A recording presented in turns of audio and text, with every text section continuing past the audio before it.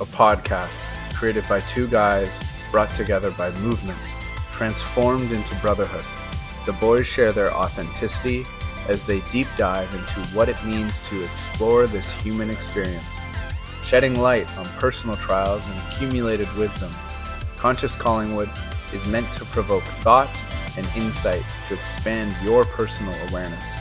Come along for the journey as Justin and Jeff exemplify what it means to be a man living wholeheartedly, balancing the divine, masculine, and feminine. Welcome to Conscious Collingwood. Man, it's good to be back. You know I love this, even though it's hard to. It's been a while. I don't know. Schedule. And I don't want to say you're not my priority. You are. No, yeah, we're both busy. Yeah. Yeah, it has been a while though. What have you been up to, Justin? Well, I got back from vacation last week, which was an adventure. Nice moment away. Mm-hmm.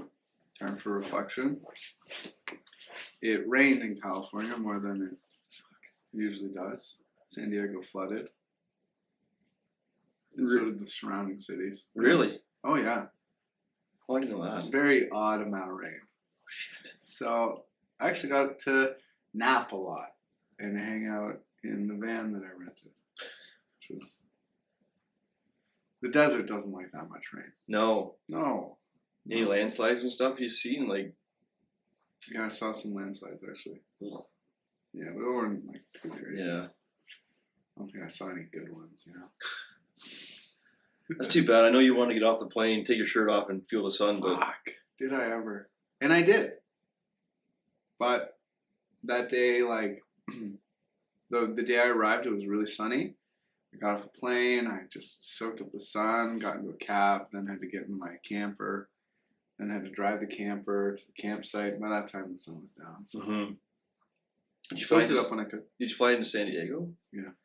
Yeah, isn't it nice flying in there? You're just like... It's a beautiful spot. This Southern California roads are sketchy, especially in the hills. Yeah. And the drivers are also something.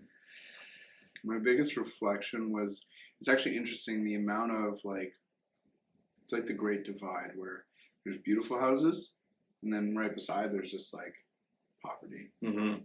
Very interesting. I saw a lot of that. I remember when Dan and Steve, my brother and brother-in-law, lived in San Diego. Driving with them, you had to be a NASCAR driver. Yeah. You had to be aggressive or else you're going to be eaten alive. Yeah. Uh-huh. I don't drive like that. Yeah. I had this thought recently, little segue maybe, but the topic of the insurance industry. Now, yes, there's floods and there's natural disasters where, thankfully we have insurance to cover us when those things happen. But a lot of insurance is covering humans' inability to be present. Mm-hmm. So you think about most car accidents, it's only because people aren't paying attention. Yeah. Now, yes, weather can play a factor, but for the most part, intersection accidents and things like that, just people aren't focused on what the fuck they're doing. No. They're not driving safe or defensive driving like they teach you at Young Drivers or a school like that. Mm. Does that make any sense? Oh, yeah. A huge sector of the insurance industry, is just covering humans from not being present. And I have never been in a car accident, so I've paid for a lot of repairs. Mm-hmm. It's crazy to me to think about that. Yeah. And with that being said, too, with the lack of presence, and if not that we put the news on our TV really, but if it is on there and you see those traffic cameras and stuff, and all the flow on the 400, the 401 and stuff, surprised there's not more accidents every day. Dude, there are a lot. A lot of accidents? Oh yeah, I think the 401 is one of the most dangerous stretches of the world. Yeah, I just feel like with the way people drive though, it's surprised there's not more. Yeah. Oh yeah. Mayhem and blood everywhere. Limbs flying. Destruction. Yeah, it's crazy. But yeah, it was a nice getaway. I went to see Paul Chek and do a painting 2024 Mandala painting workshop. So 2 weeks before, we do meditations in the morning and the evening where we tap into our soul and start to ask for visions for a 2024 year, and trusting that our soul will give us the information that's needed, or the pictures that are needed. And I got a bunch, so I would just like jot them down, and I kind of like plan my mandala before going. And then when I got there, we enter a meditation, and it's just like dropping into flow. And yeah, if I painted for 8 hours, I've never done that. That's a really long time to just. There's no breaks. Working at something. Yeah, there's breaks. Obviously a lunch. Oh yeah, he had a vaporizer. You could go do your enjoy thing. A little tobacco, a little bit of marijuana if you wanted. There was really nice food. All the sponsors of his podcast they had nice things out, and cool. It was really, really nice. Well done. But you just like drop into this flow state. I took a hoot off one of the bags of vaporized tobacco. It just dropped me right in. Did it really? Oh, yeah. Right in the slot. Yeah, it was like tobacco, like organic tobacco, clean tobacco with some flower essences, things like that. If you're at Paul Chek's, you're obviously going to take a hoot of the bag. And it's so, yeah, it was just like, after that, I was like just in this like creative flow. It was really beautiful. That's neat. Mm. I assume there's music on. Music on. We're all just. Is he prompting you throughout the day or anything? Is it just like he's there painting? Yeah. Yeah. And his big thing is like anything you put down on this mandala is gonna like it changes your world. So there's heaviness, like there's weight to this. Mm-hmm. This is your reality. So first day is painting, and then second day is where he analyzes the paintings. And how did that go? One of the themes is, so there were people that didn't actually complete the circle. There was, like, the boundary wasn't painted at the top or the side. Oh, like, okay. There was open. And the funny thing is, the people that were, like, didn't create a strong boundary of self were very, like, airy and spiritual and open to energies and other you can call them beings of guidance, source energy, which was funny. It's just like, Mm-hmm. And Paul was like, that leaves you open. You're vulnerable. Mm-hmm. And if you like, you're not think grounded. you're not grounded. So you need to finish that circle. He's like, you go to a print shop, you print it off, you complete that circle on a bigger canvas, because you don't want to leave yourself open. And so just to clarify, when you're saying that, are you saying like there's blank literally blank canvas? They'll just, or they just didn't finish their. Yeah, the circle was bigger than the canvas. Oh, okay. So they wouldn't be able to complete the edge.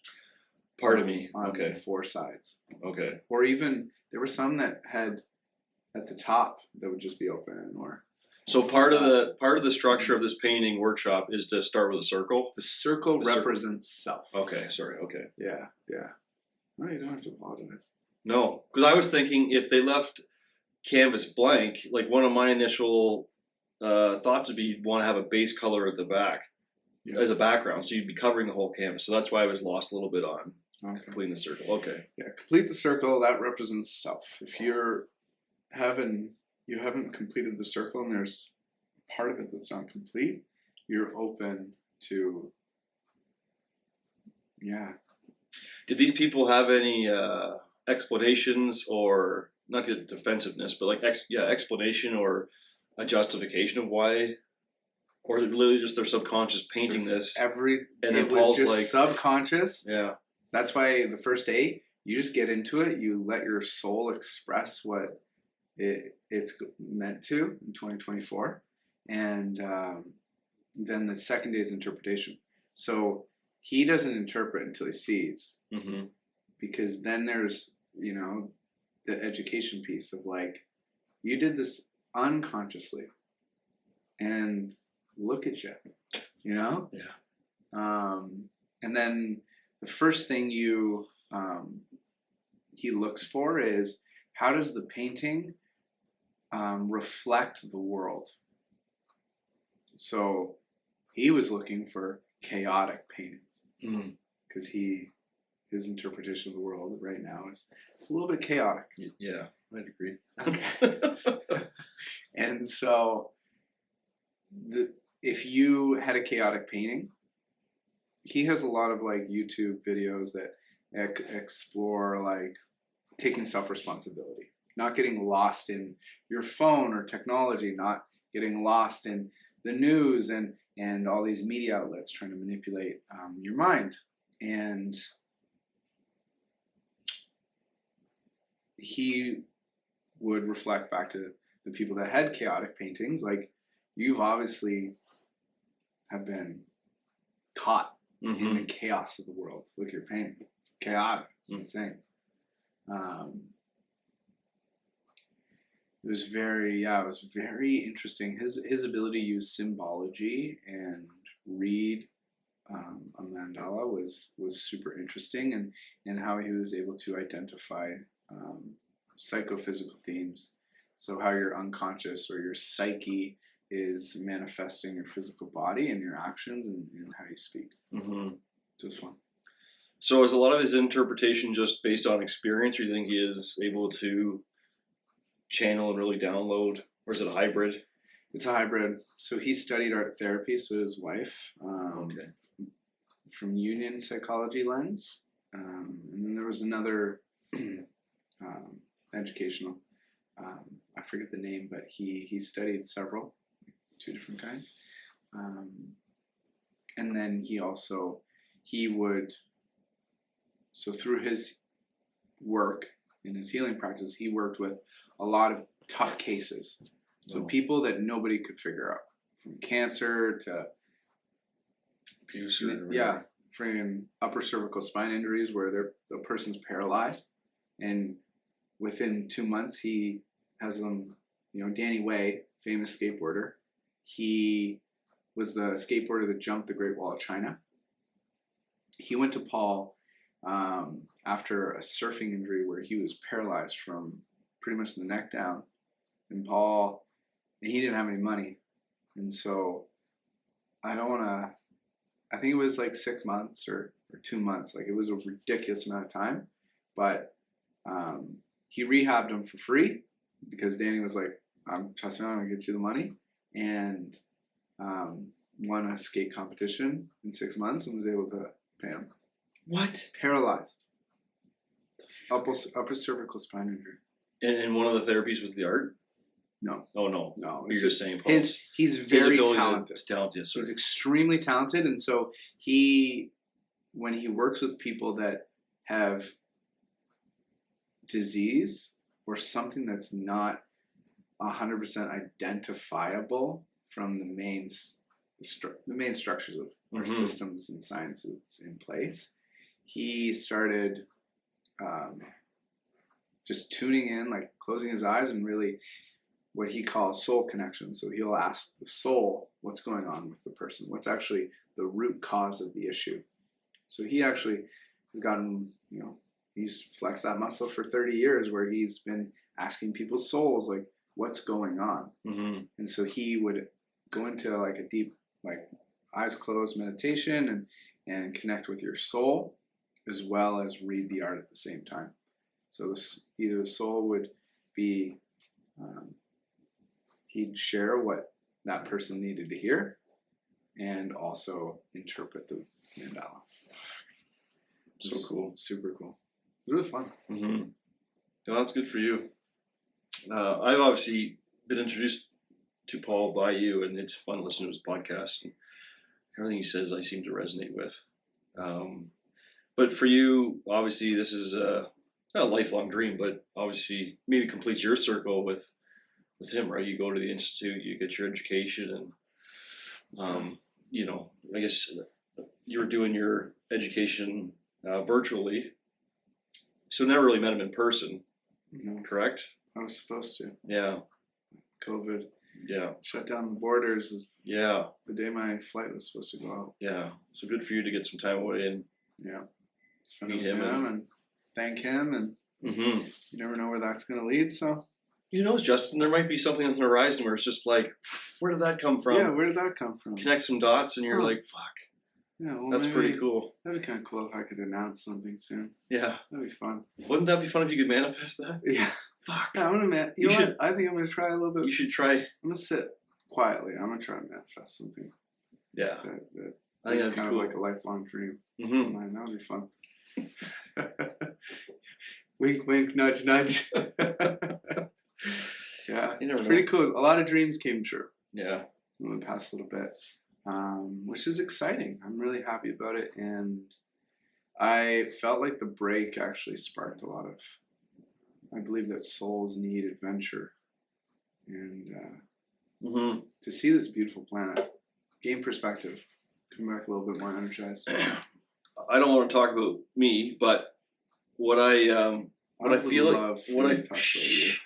what I feel like I experienced in January was some heaviness, but it feels like I persevered and I unlocked another level, and it literally feels like I've shed old skin, and it's like, oh, Yeah. I'm moving on. So I'm wondering if you feel the same way. Like you've had, you know, a challenging 2023, and you feel like the trip, the time with Paul, the time with yourself, really maybe summarized and solidified it all, and now you're just ready to break out. Yeah, Does it feel like that? yeah. It was like I shed a lot of weight, and I feel very clear, excited, and ready to keep building and creating my dream. Mm-hmm. Yeah, it's hard to articulate. I feel like a weight has left me. Mm-hmm. Like I recognize something, and it had to do with healing myself and some external validation stuff and whatever else. And it's just, I don't know, it feels lighter, and I feel way more clear and feels good. So can't wait for the next fucking hurdle, but you know, Oh, it'll come. yeah, It always does. But hurdles are meant to be jumped over. that's right. Yeah, 100%. And if you face plant, it's an opportunity. There's another one right after. That's right. Try a little harder. Yeah, jump higher, Yeah. lift your legs, squat more, do more leg exercises. Oh, yeah. What are you open to right now?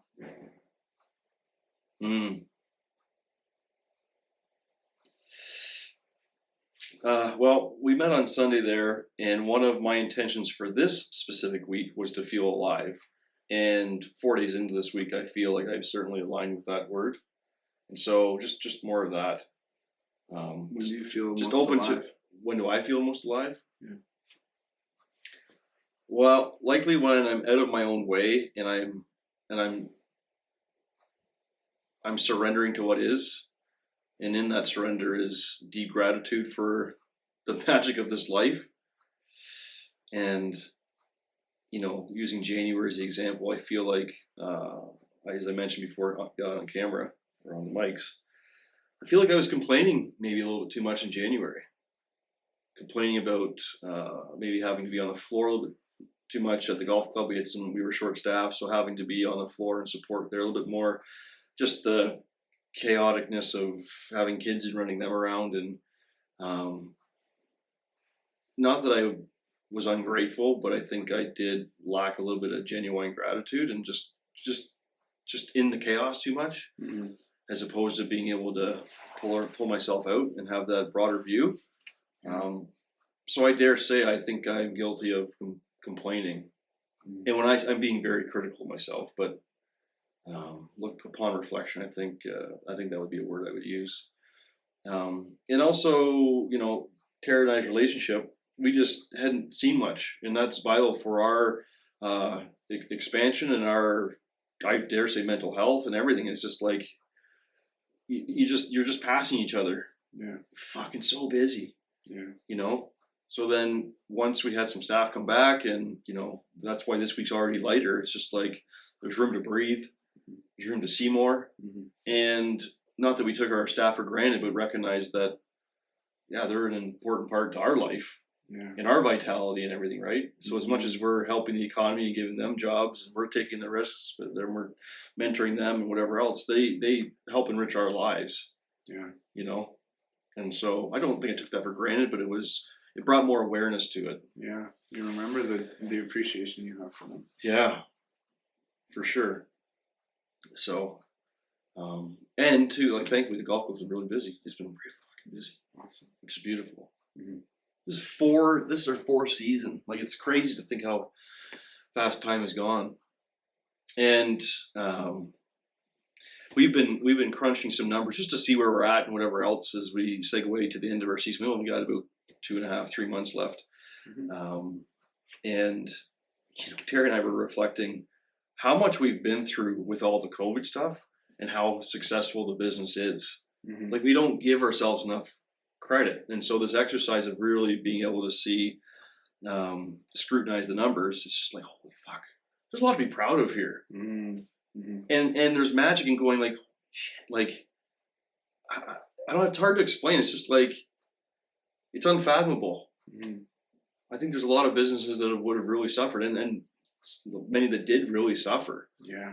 We've been able to rise through it all, and it's just like, fuck, like, we'll have our stuff paid off in another couple of years. Like, we had to take on way more debt because of COVID.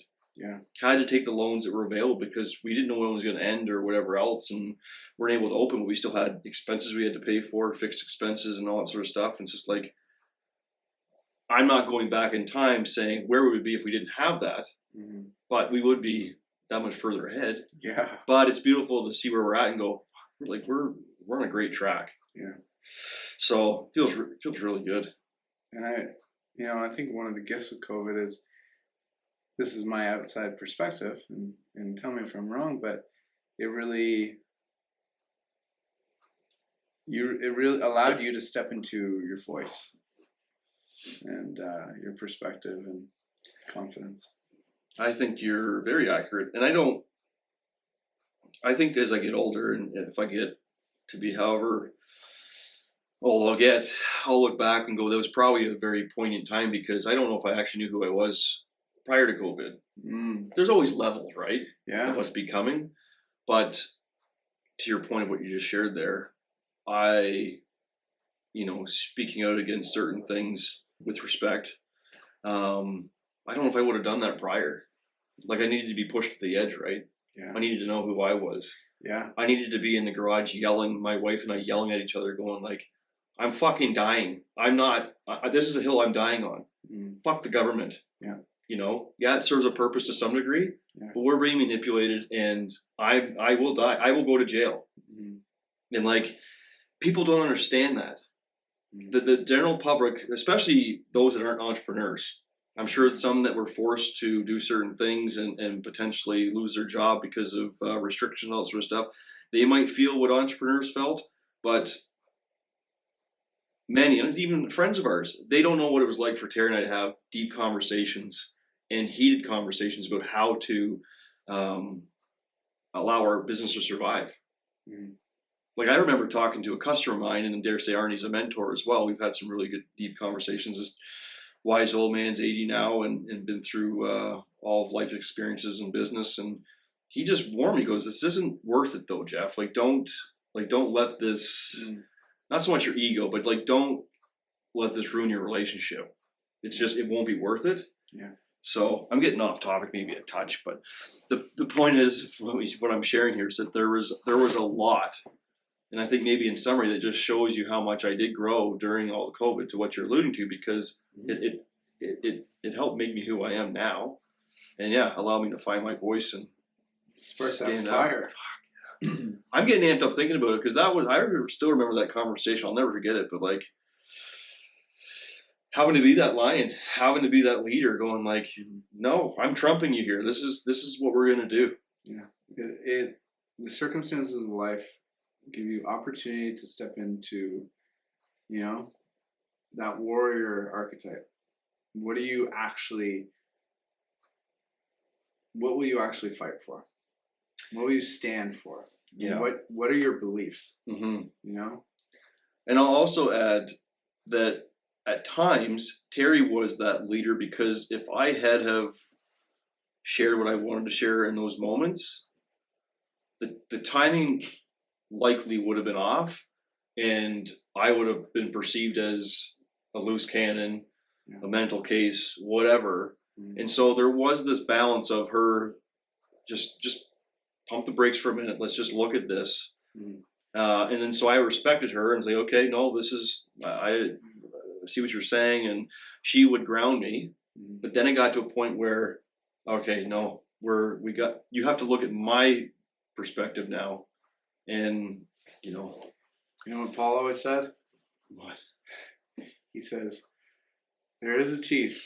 Mm. Well, we all know who's really in. He's got two of them too. Yeah. But that's what. That's that wise woman, that wise feminine energy, where it's like, all right, let's cool the fire a little bit. Let's take a little bit more of a grounded perspective. Mm-hmm.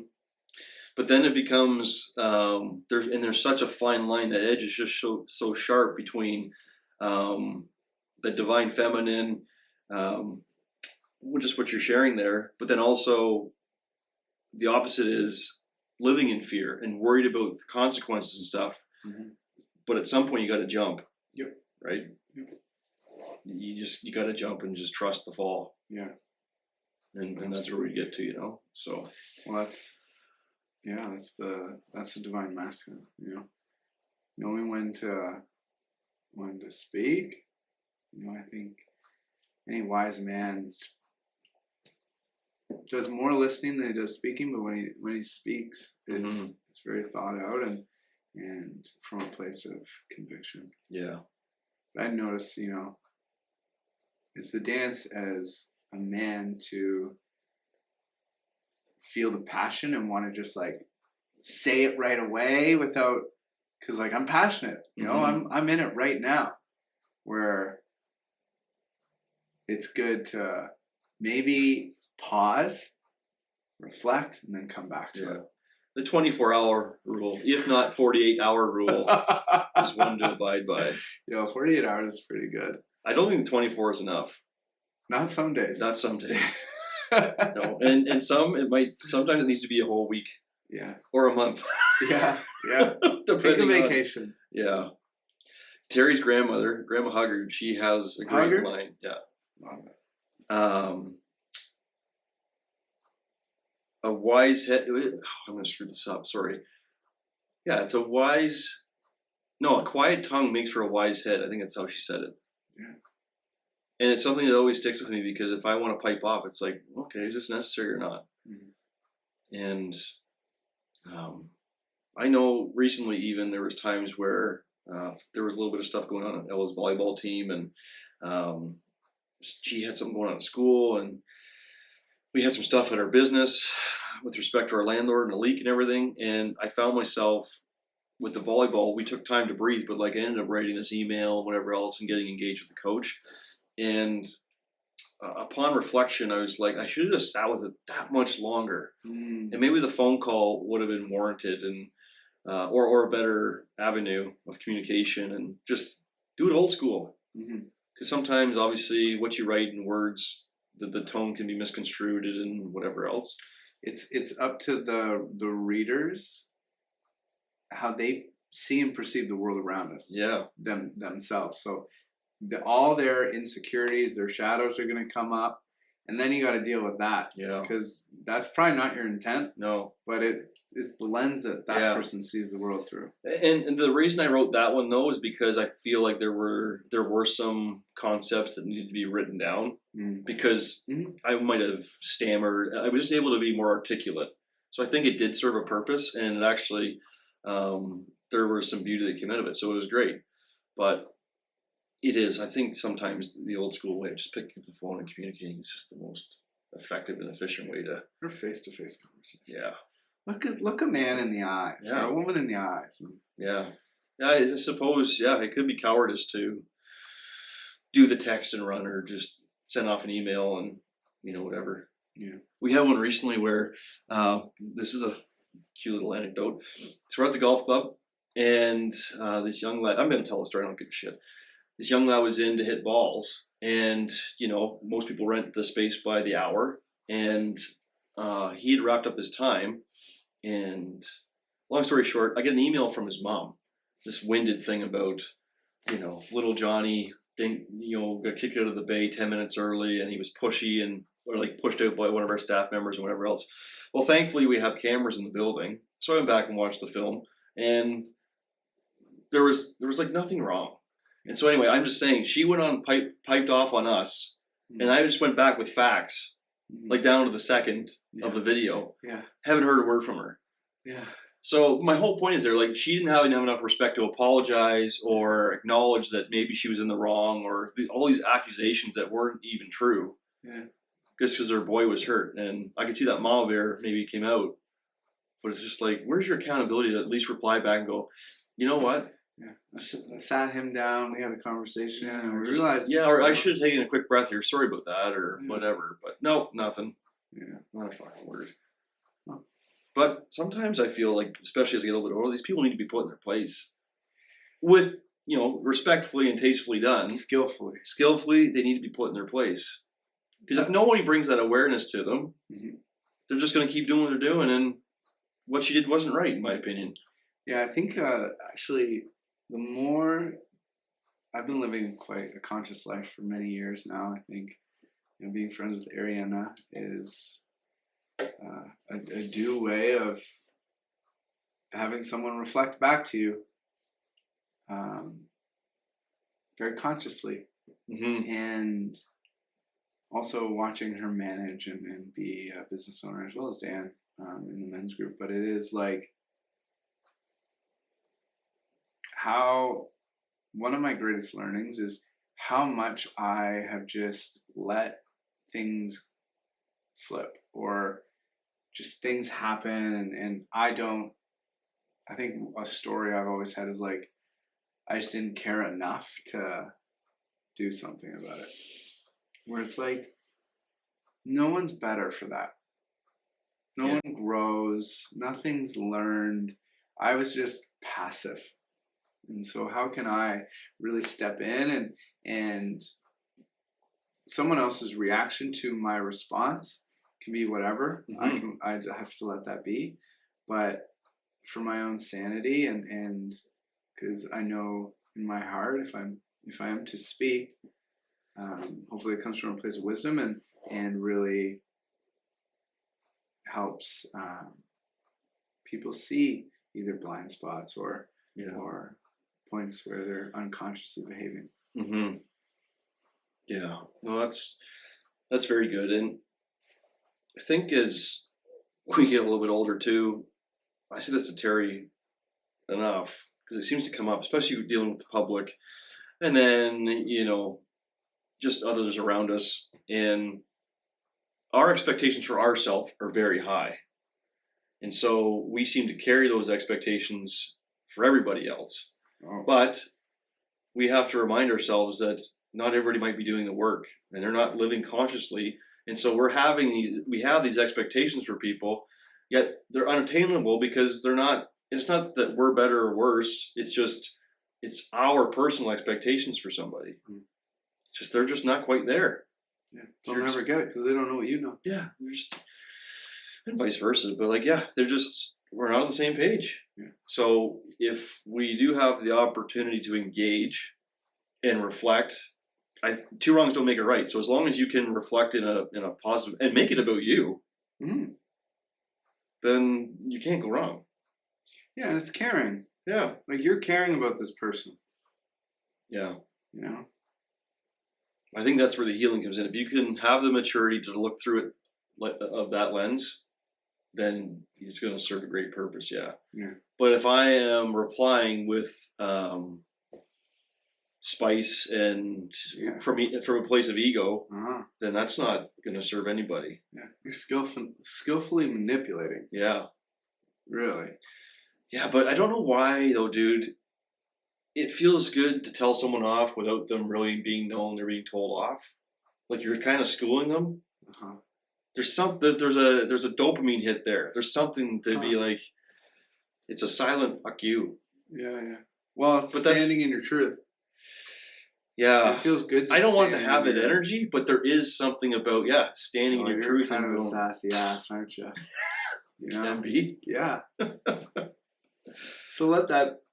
I think that's your Jaguar quality, right? Mm. Is you're kind of a dick. Sometimes when you think you're like you're I like your comedy. I get it. I can see how a lot of people are like, this guy's not even funny. He's kind of just an ass. It's my dad's fault. It's not my fault. Yeah, that's funny. It's his humor. Well, he'll live inside you forever. Oh, I like it, to be honest. Yeah, no, it's great. I like it too.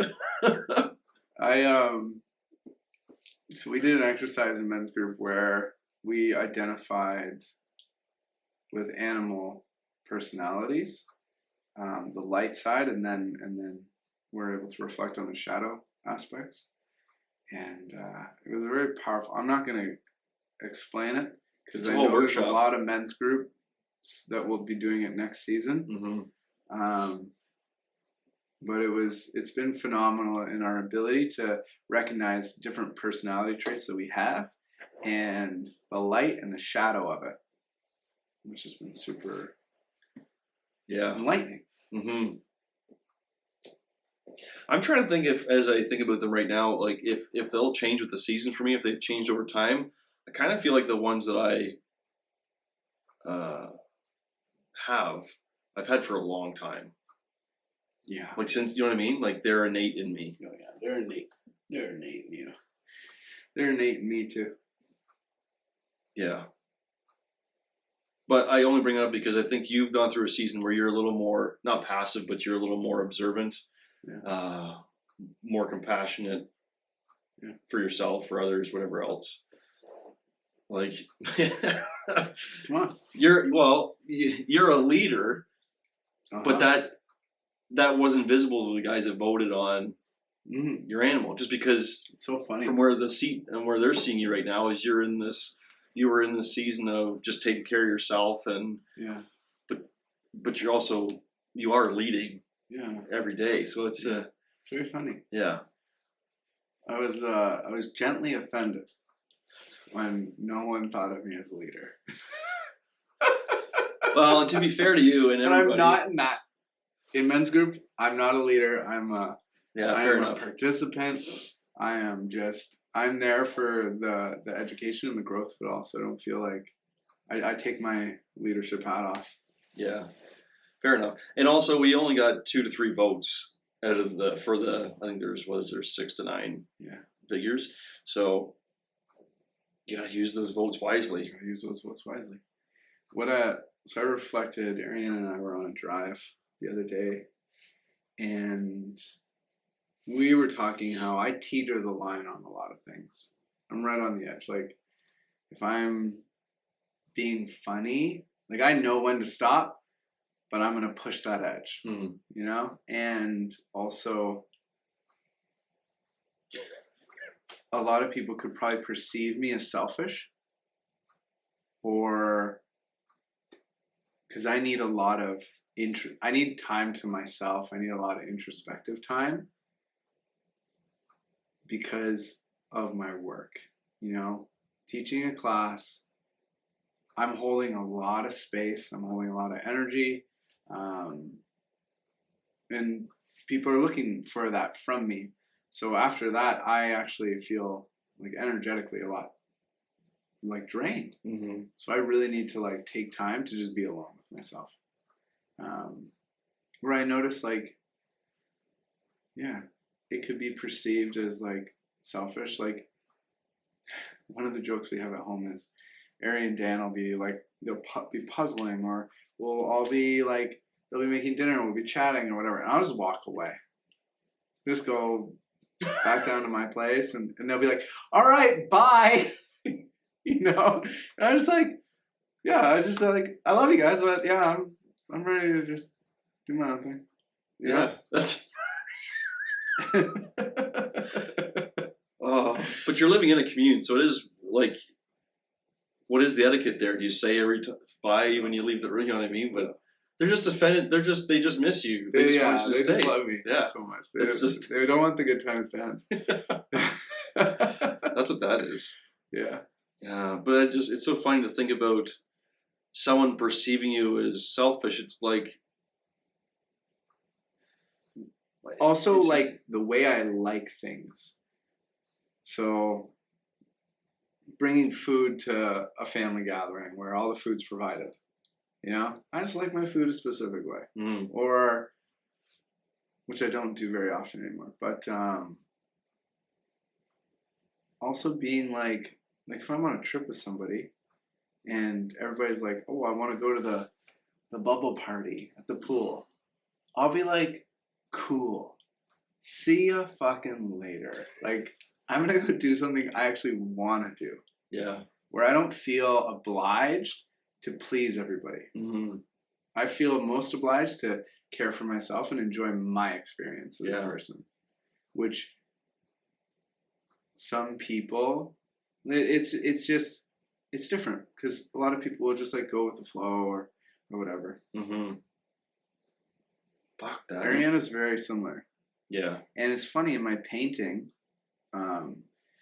So Angie, I had Paul's wife read my mandala, and on the one side was 4 jellyfish. 4 is a number of balance, and unconsciously, like I painted these swirls in the center of the jellyfish head. They all went from center out. 1 went right, 3 went left. Right is yang. Moving. Did you consciously know that when you're painting? Or no, not at all. I had no idea until she pointed it out. Fuck. Left is yin, and the bottom right quadrant is summer. Oh. So when you're out, when you're active, when you're out in the world, when things are happening, when you're living life, that's summer. I need 3 yin to a yang to maintain my balance. Interesting, right? Yeah. It's so cool. Yeah. Wow. And it made a lot of sense. I was like, because I do. I need a lot of more yin, even though I'm very yang. Does it feel like that alone gave you like permission to not continue on, but be selfish? Yeah. No. Oh, of course. I wouldn't want to be any other way than my most authentic self. And I think my health reflects that. You know, my health is a reflection of how I care for myself and nourish myself and do the things that fill me up. You know, you can't pour from an empty cup. No. Yeah. Maybe a drop or 2, but not much. Yeah. No, we're good. Camera trauma. What are we at? 43. 43 minutes. This is good. Yeah. I don't know where we went there, but we went somewhere off the. Yeah, we did. Animal spirits, me talking about selfishness a little bit. Just being me. You know? I'm being unapologetic. Yeah. And allowing others to take responsibility for their experience.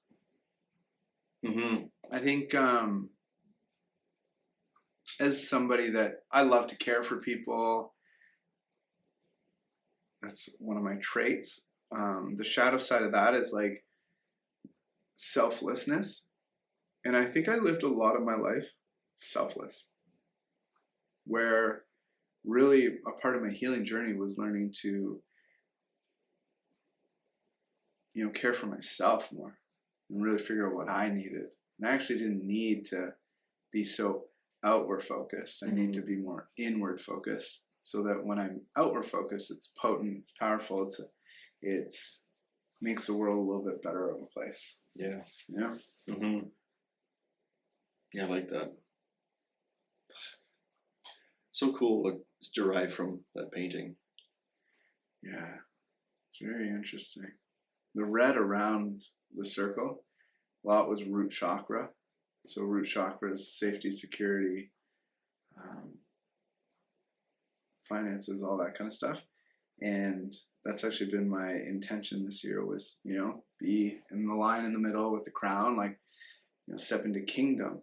What does the king create? Creates, foundation, structure, safety, reliability, just all of that. Mm-hmm. And that's really my year.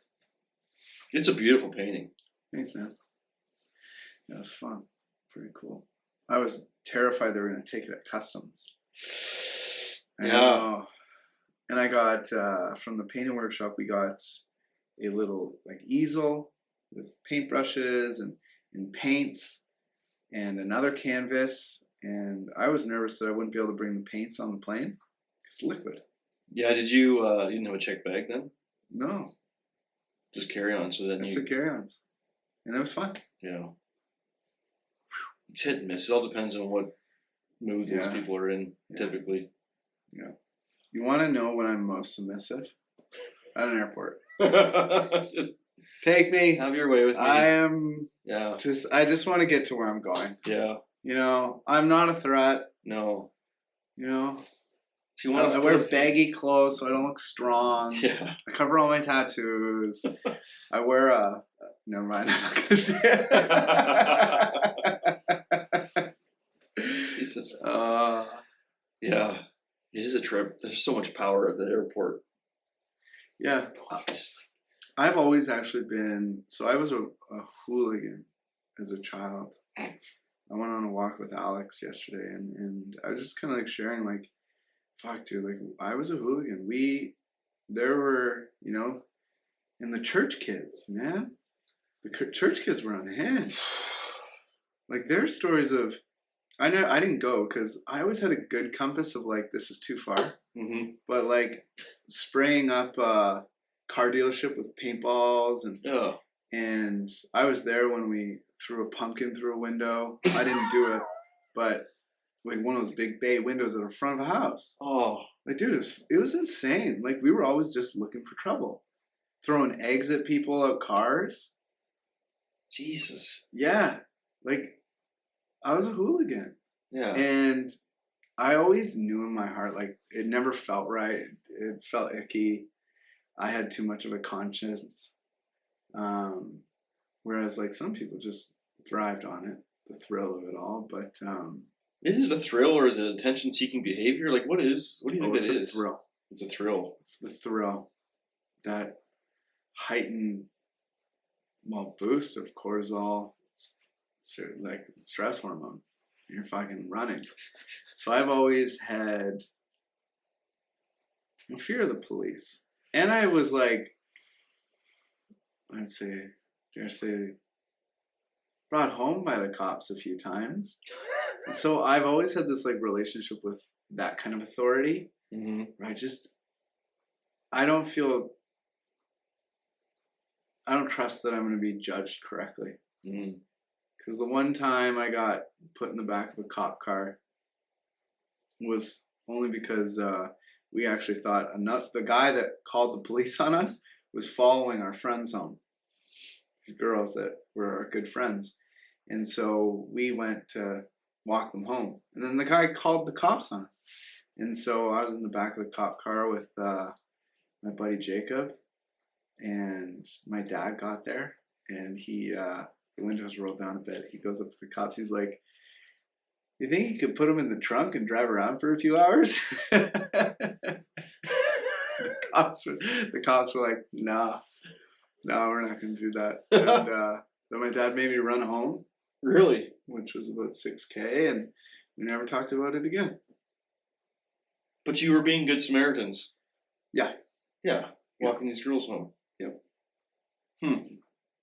What a misunderstanding.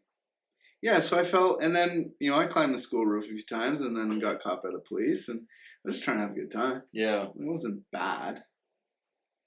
Every time we were bad, we never got caught. You know what my parents taught me? That if you hang around with folks like that, you get painted with the same brush. Yeah. So even though you didn't throw the pumpkin through the window, you might have thrown the pumpkin through the window. No, I know. It felt like I did. Yeah. Yeah. So Yeah, that's a trip. a passive way to get the rush. Yeah, just associating, being with those people. I've come a long way. Yeah. I'm really proud of myself. Yeah, I was a hooligan, man. Oh man, Not proud of it, but it made me who I am for sure. Yeah. At least you have stories. Yeah. Like I think I was just a good little boy. I didn't veer too. Oh, dude, I got stories for left days. or right. Yeah. Those are light stories. Those are ones I choose to share. Yeah, the things my friends would do were insane. Yeah. It was very interesting. When I looked at my friend group and some of the stuff they did, not that they did, it was even crazy. But like, I don't know. I think my parents would have scared me into submission. Like if I ever catch you. Yeah. Like I was fucking so scared to screw up, you know? Yeah. And they weren't super strict, but they weren't like crazy strict. Yeah. But just firm, and especially my father, like if I catch you at a pool hall, or if I catch you just walking on the street doing fuck all, like at Moguls? Was yeah. it saying Moguls? Yeah. If I catch you at Moguls. There used to be another pool hall in town where kids hung out and stuff. And really? What was it called? Tables and Greens. Or maybe it was called Tom's Place. Old Tommy Murray, he used to have a pool hall. With the young kids shoot pool. Yeah, I think there was a few video games in there, the pool halls, but that's where like, yeah, I would not have had enough brass to be in there. No. Not that it was bad in there, but I think, kids were smoking weed, or at least buying weed out of there and stuff like that and whatever else. And it was over my head for sure. Yeah. I was just a little runt too, so I wouldn't have fit in. Yeah. Me and my khakis, Oh, dude, I was a runt, man. I was a runt too. Yeah. And there used to be an arcade place in Collingwood as well. And just, yeah. So, and I've reflected on this a lot. And I think that's where a lot of my leadership qualities come from, is my dad saying, like, be a leader, not a follower. I don't want you just fucking wandering the streets or this and that. So yeah, kind of that element of strictness, I think, did keep me on the straight and narrow. And I never really had a rebellious side. I think I was just always focused on what I wanted to do and whatever else. But what I realized is through my health journey, like, I was not a healthy kid, really unhealthy. And I struggled with my mental health a lot as a child, as a young adult, having a very intense dad and childhood, and then not having like good health at the same time. One of the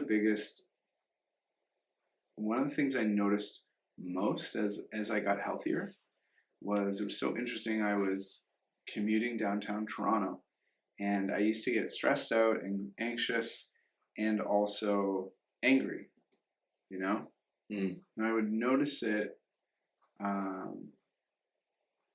because I would just be like frustrated. I'd be annoyed or whatever.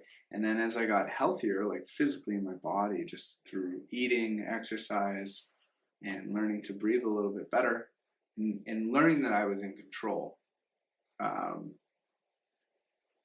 was getting less anxious, angry, reactive. Mm-hmm.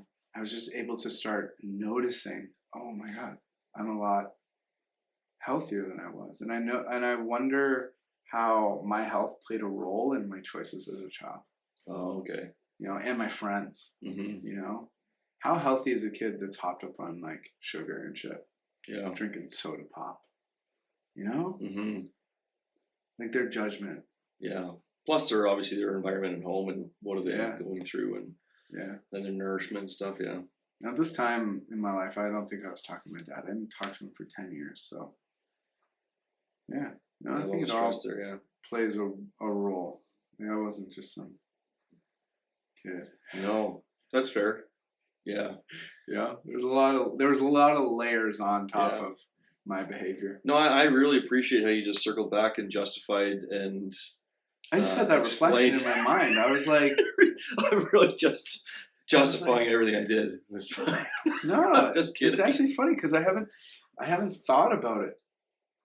I never thought about it. It's a great I'm very reflection. much in the present. So reflecting back on who I was as a youth is very interesting. Wow. I just made that connection. Like, I'll have a little bit more compassion for myself. Yeah. I was struggling. Good thing you have this podcast so you can reflect on. With all the listeners. Yeah. It's the funny thing. I was telling Ariana, I was like, I love the podcast. Honestly, I do it a lot just for me. Because it's great. We just like talk and have honest conversation and I get a lot from it. So It is nice to have those reflections and just. You're a good question asker. Am I? Thanks. I would think so. You know, you're a leader. Try to get better at it. I remember being at the Ari's Purpose Quest, and we did this session, this exercise, where we were going to do some coaching, and obviously, asking questions and powerful questions is the success of a good coach, right? And we went around the room, and no one wanted to volunteer to be the guinea pig. So I was this. So I started being asked questions, and I would reflect and answer, and so people could see if I'm deflecting or if I was engaged, all this sort of stuff. And she's so good at what she does. She is. And so we get around that, and then that's Scorpio. It's just interesting because she'd make this buzzer noise when it wasn't a good question. Yeah. So your ego just takes this. Try again. And so when the script was flipped and it was someone else who was the student, I just remember engaging and thinking and asking a good question. And she's like, no, it's not. And then she'd explain why. You're like, yeah, I guess so. So, but there's just, there's so much power in the quality and the depth of the questions you're going to ask, right? Yeah. The quality of your life is defined by the quality of your questions. Mm-hmm. Yeah. It's beautiful. Yeah. Oh, man. Oh. Anything else new? Yeah. There are some new things, some exciting things, but we'll let them be. Yeah. Let them ferment a little bit more. Mm. Yeah, that's life awesome. is exciting. It's a really cool point in my life. Mm-hmm. My biggest reflection was like, I love my life. I'm very happy, very content, and it's an exciting time to be alive for me. Mm-hmm. So I was happy to come home. Yeah. I think that's what I was reflecting on again this last month was just being in the depths of the fire, not being able to zoom out and have the perspective of how good my life is and how blessed I am, and the friend circles and our family, immediate family and stuff is just like, again, got caught up in the chaos of complaining and whatever else. And so I feel that lightness of being so blessed and everything. And having the ability to be self-aware. You were playing some music there recently, and I asked for the artist, and you sent it to me. And one of the first song on that album or the playlist, this artist does a musical interlude over Duncan Trussell's clips. I assume they're all from Rogan, or it's maybe a collage of different or his podcast. Of his podcast. I fucking love Duncan. He's so funny. He actually might be one of my most favorite, if not my most favorite person to listen to. Duncan Trussell. Yeah. And his laugh is so addictive. For me personally, I freaking love it. Yeah. But in these audio clips, he's talking about like kind of to paraphrase what he's saying, but it's like what if and so what? So what if the government all of a sudden does, look out for all its citizens and really care? Then what? Or say you have all the money in the world tomorrow. It's like, well, then what? Like, who are you? Yeah. Who are you if the aliens do come down and save? Who? Yeah. You still have to live in this. Take over. Yeah. Yeah. Or you're still a human. You're still a human being. Yeah. Like he goes, you're still going to get on that plane. What was the one? You're still going to get on that plane and you're going to go take a piss and someone pissed all over the seat. You're like, fuck, why can't people be responsible? You're still going to deal with the elements of being a human being. Yeah. So get your shit together. Yeah. No one is coming to save you. No. So fucking do the work. Self-realization isn't a click of a button ever. Never. It's really hard, because you need to have self-reflection. Mm-hmm. You need to get really uncomfortable with going inside. Yeah. And just with the 5 minutes of these perfectly meshed together so audio fun. clips, it's just like, it's so poignant and potent and just like and impactful. You're just like, yeah, what if? Yeah. Who are you then? Yeah. If it all comes together. You said something profound the other day. Your health is your wealth. Like, it really is like determined by how deep you went into yourself, Yeah. into your experience, into being a conscious human being. Yeah, 100%. The one thing Duncan says too is he because he met Ram Dass a few times, and in one of the sessions, I think Duncan shares a story where he asked Ram Dass, like, "Are you my guru?"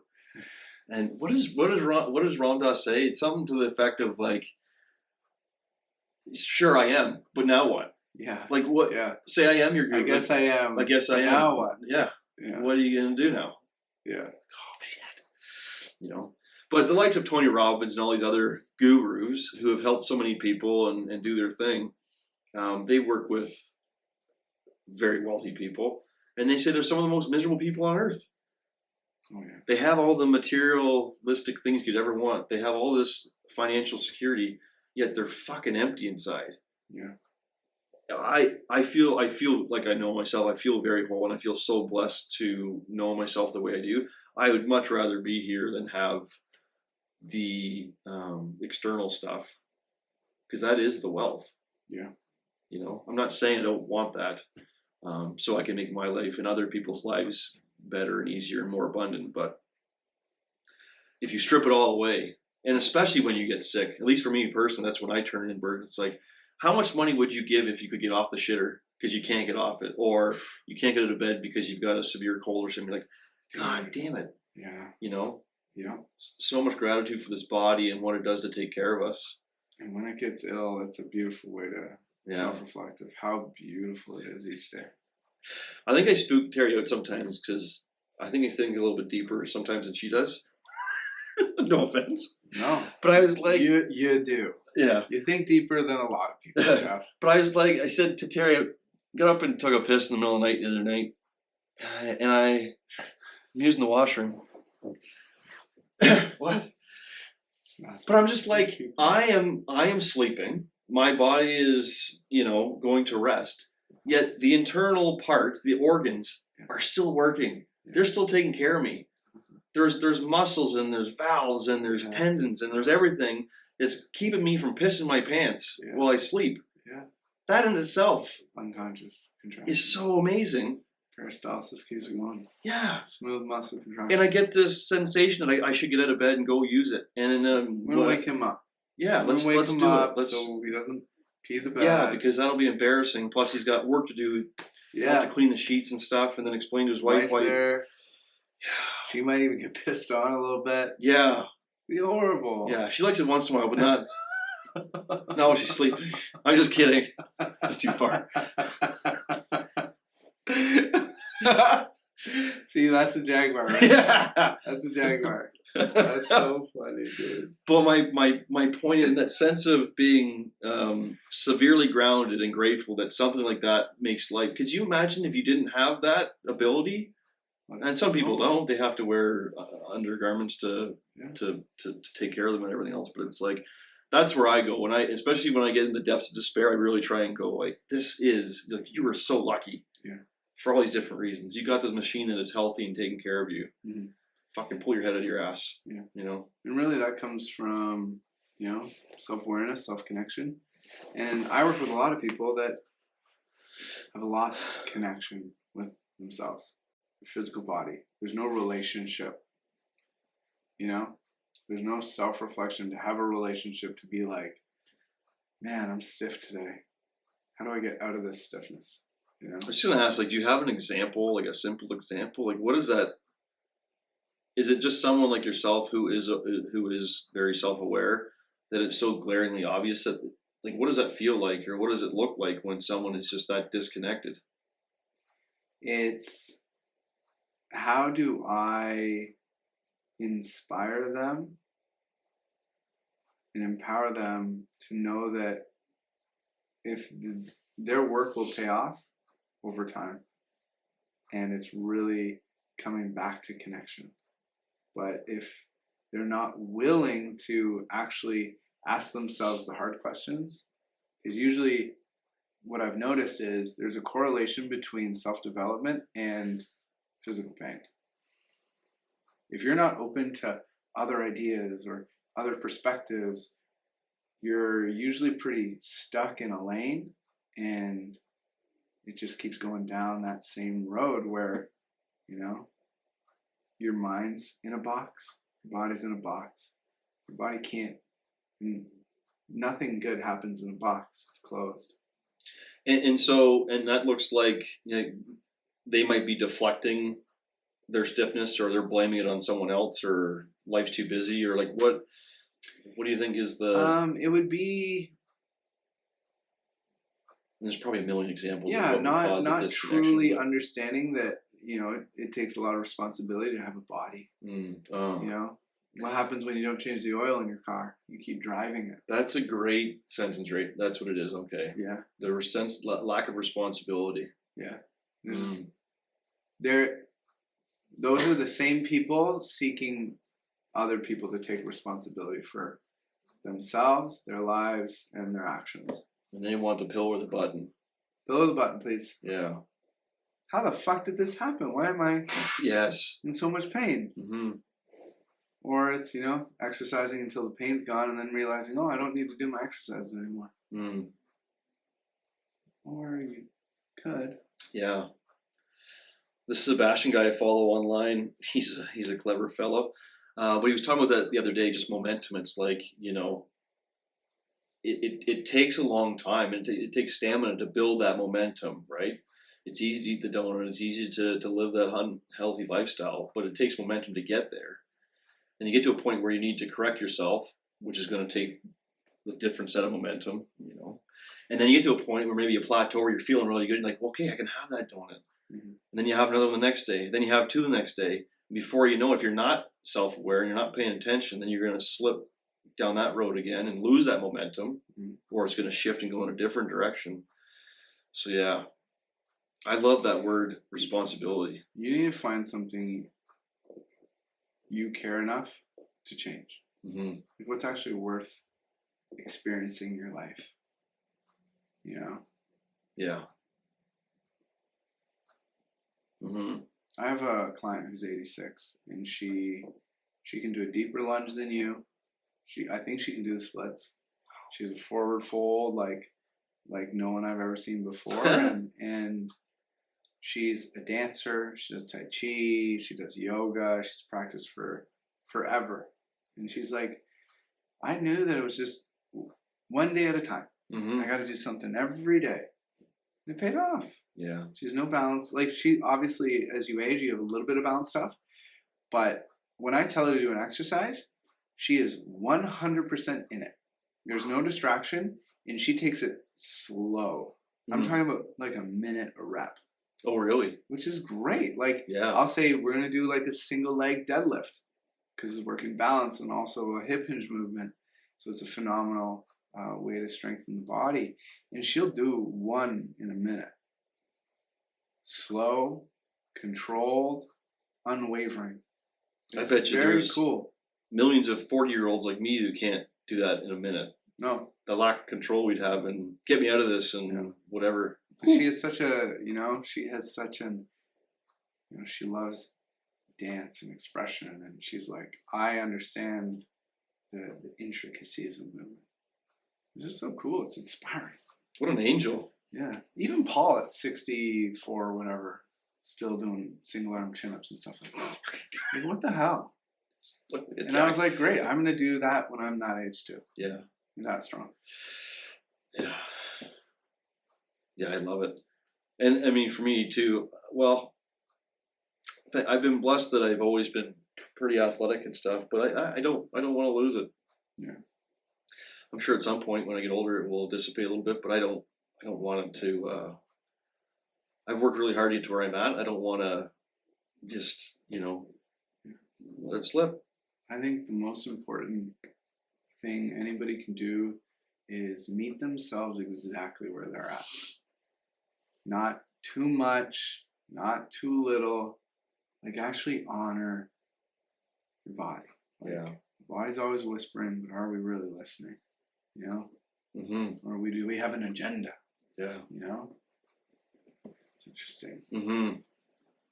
Yeah, it's amazing something. There's just so much still the rise and grind mentality out there. And again, we've discussed some people need that in their lives, and others need a little more of a balance, and others need more rest. So yeah, it's meeting yourself where you're at. Like, what do you need? Yeah.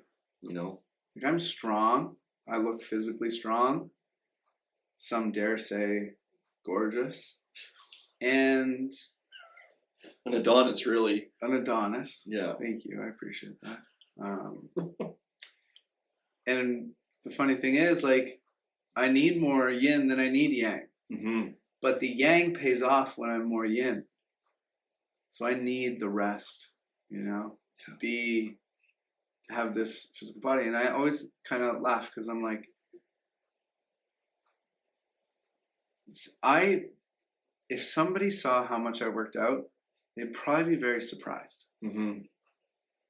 Because I kind of work on the small investments in the bank, you know, compound interest over time. Yeah.